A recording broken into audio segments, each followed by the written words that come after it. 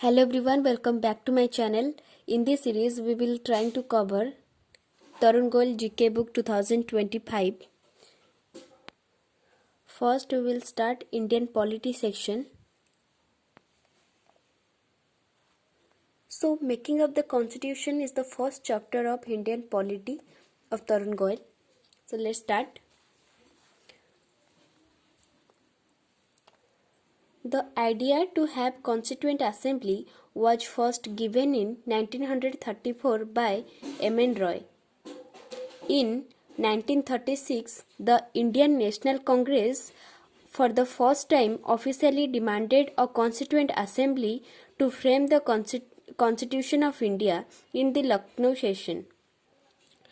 The present Constitution was formed by the Constituent Assembly of India set up under Cabinet Mission Plan of May 16, 1946.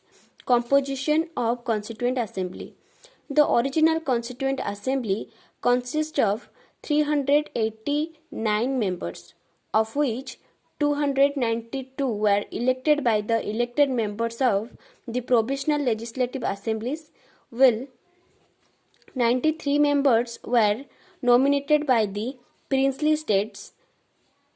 A representative from each of the four chief commissioner provinces of Delhi, Ajmer, Marwar, Crows and British Baluchistan was added. Each province and each princely states or a group of princely states were allotted the total number of seats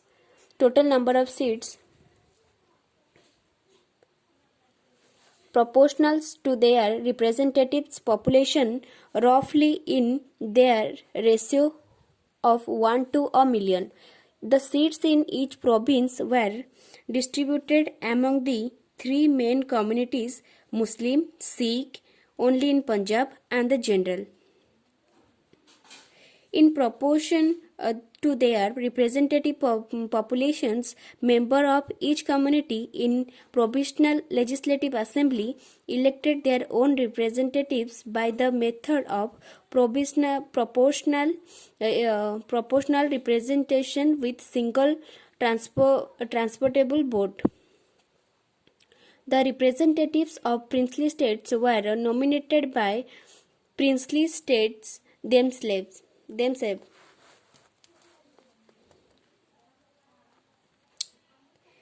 It is thus clear that the Constituent Assembly was a partly elected and partly nominated body. The members were indirectly elected by the members of the Provisional Assemblies, who themselves were elected on a limited franchise.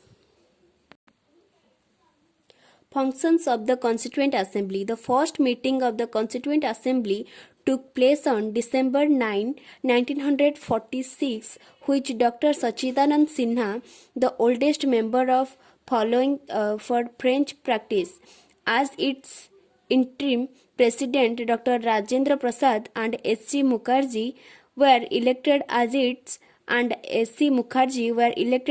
president and vice president representative on December 11, 1946. B.N. Rao was appointed the constituent advisor of the Assembly. On December 13, 1944, Jawaharlal Nehru moved the historic objective revolution in the Assembly. It laid down the fundamentals of a philosophy of the constitutional structure. It was unanimously adopted by the assemblies on Jan 22, 1947. Its modified version from the preamble of the present constitution. Changes by the Independent Act. The representatives of the princely states who had stayed away from the Constituent Assembly gradually joined in on April 28, 1947. Representatives of the 6 states were part of the Assembly. After the acceptance of the Mountbatten Plan of June 3, 1947 for partition for the country, the representatives of most of the other princely states took their seats in the assembly. The members of the Muslim League from the Indian Dominate also entered the assembly. Thank you everyone for watching till the video end.